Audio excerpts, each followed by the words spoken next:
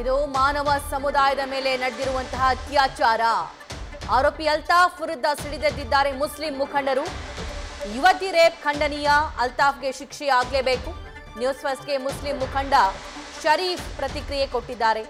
ಯಾವುದೋ ಬೇರೆ ಜಿಲ್ಲೆಯಿಂದ ಬಂದು ಇಲ್ಲಿ ಈ ಕುಕೃತ್ಯವನ್ನ ನಡೆಸಿದ್ದಾನೆ. ಜಮಾತ್ನಲ್ಲಿ ಎಲ್ಲೆಲ್ಲಿದ್ದಾನೋ ಅಲ್ಲಿ ಬಹಿಷ್ಕಾರ ಮಾಡಲಿದ್ದೀವಿ. ಅಲ್ತಾಫ್ ಕೇಸ್ ತೆಗೆದುಕೊಳ್ಳಬಾರದು ಅಂತ ವಕೀಲರಿಗೂ ಕೂಡ ಮನವಿ ಮಾಡಿದ್ದೀವಿ. ನ್ಯೂಸ್ ಫಸ್ಟ್ಗೆ ಮುಸ್ಲಿಂ ಮುಖಂಡ ಶರೀಫ್ ಹೇಳಿಕೆ ಕೊಟ್ಟಿದ್ದಾರೆ. ಇನ್ನು ಈ ಕುರಿತಂತೆ ಶರೀಫ್ ಜೊತೆ ನಮ್ಮ ಪ್ರತಿನಿಧಿ ಪರೀಕ್ಷಿತ್ ಮಾತುಕತೆ ನಡೆಸಿದ್ದಾರೆ. ನೋಡ್ಕೊಂಡು ಬರೋಣ. ಕಾರ್ಕಳದಲ್ಲಿ ನಡೆದಂತಹ ಯುವತಿಯ ಅತ್ಯಾಚಾರ ಪ್ರಕರಣಕ್ಕೆ ಸಂಬಂಧಪಟ್ಟಂತೆ ಈಗ ಕಾರ್ಕಳ ತಾಲೂಕಿನಲ್ಲಿ ಮುಸ್ಲಿಂ ಮುಖಂಡರು ಈಗ ಒಂದು ಒಳ್ಳೆಯ ನಿರ್ಧಾರವನ್ನು ಕೈಗೊಂಡಿದ್ದಾರೆ. ಒಂದು ದಿಟ್ಟ ನಿರ್ಧಾರವನ್ನು ಈಗ ಕಾರ್ಕಳದಲ್ಲಿ ನಾವು ಕಾಣ್ತಾ ಇದ್ದೇವೆ. ಅದನ್ನು ಏನು ಅನ್ನೋದನ್ನು ಏನು ಮುಸ್ಲಿಂ ಮುಖಂಡ ಏನು ಶರೀಫ್ ಹೇಳಿದ್ದಾರೆ, ಅವ್ರ ಹತ್ರ ಮಾತಾಡೋಣ. ನಮ್ಮ ಜೊತೆ ಇದ್ದಾರೆ.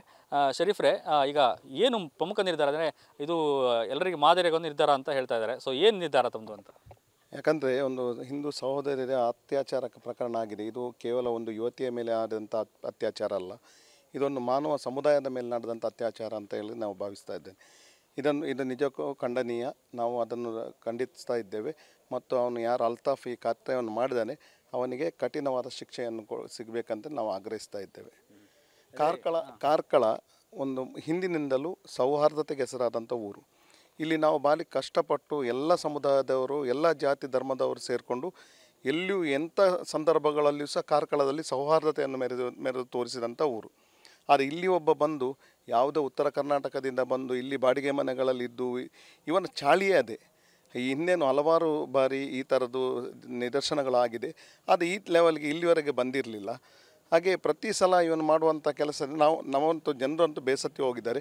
ಮುಸ್ಲಿಂ ಸಮುದಾಯ ಯಾವತ್ತೂ ಇದಕ್ಕೆ ಸಪೋರ್ಟ್ ಮಾಡುವಂಥ ವಿಷಯನೇ ಇಲ್ಲ, ಅದು ಮಾಡೋದು ಇಲ್ಲ. ಈಗ ನಾವು ಏನು ಮಾಡ್ತೇವೆ ಅಂತ ಹೇಳಿದರೆ, ಇವನು ಎಲ್ಲಿ ನಮ್ಮ ಜಮಾತ್ಗಳಲ್ಲಿ ಎಲ್ಲಿದ್ದಾನೋ ಅಲ್ಲಿ ಅವನನ್ನು ನಾವು ಸಾಮೂಹಿಕ ಬಹಿಷ್ಕಾರ ಮಾಡುವಂಥ ಕೆಲಸಗಳನ್ನು ಮಾಡ್ತಾ ಇದ್ದೇವೆ. ಮತ್ತು ಆತನಿಗೆ ಕಠಿಣವಾದ ಶಿಕ್ಷೆಯನ್ನು ಕೊಡಬೇಕು ಅನ್ನುವಂಥ ಆಗ್ರಹವನ್ನು ನಾವು ಪೊಲೀಸ್ ಇಲಾಖೆ ಮಾಡ್ತಾಯಿದ್ದೇವೆ.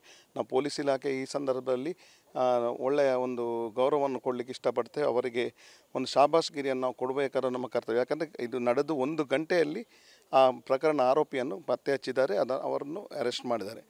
ಮತ್ತು ಇವನಿಗೆ ಯಾವುದೇ ನಮ್ಮ ಮುಸ್ಲಿಂ ಸಮುದಾಯದ ನಮ್ಮ ಕಾರ್ಕಳದ ಯಾರು ಒಬ್ಬ ವಕೀಲರು ಸಹ ಇವನ ಬಗ್ಗೆ ವಾದ ಮಾಡಬಾರ್ದು ಅಂತ ನಮ್ಮ ಒಂದು ಅಭಿಪ್ರಾಯ. ಅವರು ನಾವು ವಕೀಲರ ಒಂದು ರಿಕ್ವೆಸ್ಟ್ ಮಾಡ್ತಾ ಇದ್ದೇವೆ. ನಮಗೆ ಊರಲ್ಲಿ ಶಾಂತಿ ಸೌಹಾರ್ದ ಬೇಕು. ನಮ್ಮ ಹಿಂದೂ ಬಾಂಧವರು ನಮ್ಮೊಟ್ಟಿಗೆ ಇಷ್ಟೆಲ್ಲ ಇದು ಮಾಡೋ ಇವತ್ತಿಗೂ ಇಷ್ಟು ದೊಡ್ಡ ಇದಾದರೂ ಒಳ್ಳೆಯ ಒಂದು ಇದಾಗಿ ನಾವೆಲ್ಲ ಒಟ್ಟಿಗೆ ಇದ್ದುಕೊಂಡು ಒಟ್ಟಿಗೆ ಕೆಲಸ ಮಾಡ್ತಾ ಇದ್ದೇವೆ. ಅದಕ್ಕಾಗಿ ನಾವು ಇದನ್ನು ಮಾಡುವಂಥದ್ದೊಂದೇ ನಿರ್ಧಾರ, ಅವನಿಗೆ ಕಠಿಣವಾದ ಶಿಕ್ಷೆಯನ್ನು ಕೊಡಬೇಕು.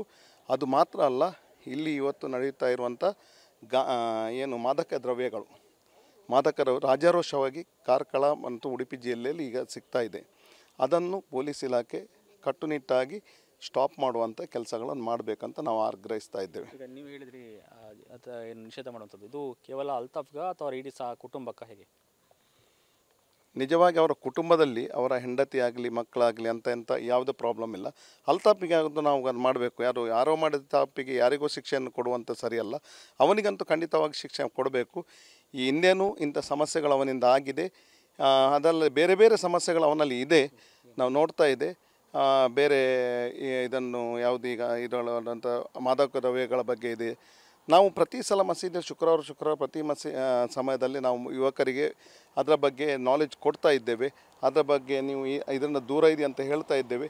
ಇಂಥ ವ್ಯಕ್ತಿಗಳು ಬಂದು ಇಲ್ಲಿ ಇದ್ದಾಗ ನಮ್ಮ ಊರಿನ ಯುವಕರು ಸಹ ಹಾಳಾಗ್ತಾರೆ. ಅದಕ್ಕಾಗಿ ಅವನ ಮೇಲೆ ಕಟ್ಟುನಿಟ್ಟು ಇದಕ್ಕೆ ಎಲ್ಲ ಧಾರ್ಮಿಕ ಮುಖಂಡರು, ವಕೀಲರ ಸಂಘ ಇರ್ಬೋದು, ಎಲ್ಲರೂ ಸಪೋರ್ಟ್ಗೆ ಒಪ್ಪಿದಾರಾ ಅಥವಾ ಏನಾದರೂ ನಿಮಗೆ ಹೇಳಿದಾರಾ, ನಿಮ್ಗೆ ಹಂಚ್ಕೊಂಡಿದ್ದಾರಾ? ಅಲ್ಲ, ಖಂಡಿತವಾಗಿ ಇವತ್ತು ಎಲ್ಲ ನಮ್ಮ ಮುಸ್ಲಿಂ ಒಕ್ಕೂಟ, ಮುಸ್ಲಿಂ ಕಾರ್ಕಳದ ಕರ್ನಾಟಕ ಮುಸ್ಲಿಂ ಜಮಾತ್, ಸುನ್ನಿ ಸಂಘಟನೆಗಳು, ಹಾಗೆ ಇಲ್ಲಿ ಕಾರ್ಕಳ ಮುಸ್ಲಿಂ ಫೆಡರೇಷನ್ ಅಂತ ಇದೆ, ಎಲ್ಲ ನಮ್ಮ ಸಂಘಟನೆಗಳು ಇದಕ್ಕೆ ಪೂರ್ಣ ಮಟ್ಟದ ಸಹಕಾರವನ್ನು ಕೊಟ್ಟಿದೆ. ಕಾರ್ಕಳ ಮುಸ್ಲಿಂ ಜಮಾತಲ್ಲಿ ಕೂಡ ಅದಕ್ಕೆ ಬೇಕಾದಂಥ ಇದು ಮಾಡಿದ್ದಾರೆ. ಅವರ ಅಧ್ಯಕ್ಷರು ಇತರ ಎಲ್ಲ ಸದಸ್ಯರುಗಳು ಅದಕ್ಕೆ ಒಪ್ಪಿಗೆ ಸೂಚಿಸಿದ್ದಾರೆ. ಮತ್ತು ಈಗಾಗಲೇ ನ್ಯೂಸ್ ಫಸ್ಟ್ ನಿರ್ಭೀತಿಯಿಂದ ನಿಮ್ಮ ಪರವಾಗಿ.